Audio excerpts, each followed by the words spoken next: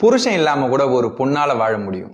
ஆனா பொண்டாட்டி இல்லாம ஒரு ஆணால ஒரு நாள் கூட வாழ முடியாது. சாரி மாத்தி சொல்லிட்டேன். பொண்டாட்டி இல்லாம கூட ஒரு ஆணால வாழ முடியும். ஆனா புருஷன் இல்லாம ஒரு பெண்ணால ஒரு நாள் இல்ல ஒரு நிமிஷம் கூட நிச்சயமா வாழ முடியாது.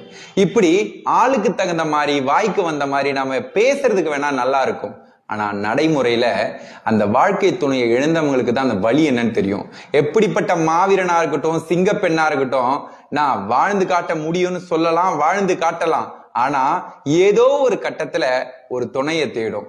நம்மளை சுத்தி 1000 சொந்தம் இருந்தாலும் அந்த வாழ்க்கை துணை மாதிரி வராது. இது அந்த வழியை அனுபவிக்கிறவங்களுக்கு தான் தெரியும், வெளியே இருந்து பேசுறவங்களுக்கு தெரியாது. அதனால வாழ்க்கை துணை கூட இருக்கும் போதே சந்தோஷமா இருங்க, சரிங்களா? நம்ம வாழ்க்கை துணை நம்மளை விட்டு பிரிஞ்சுட்டா நம்மளை பெத்த தாய் தகப்ப கூட மதிக்க மாட்டாங்க. இதை நல்லா புரிஞ்சுக்கோங்க.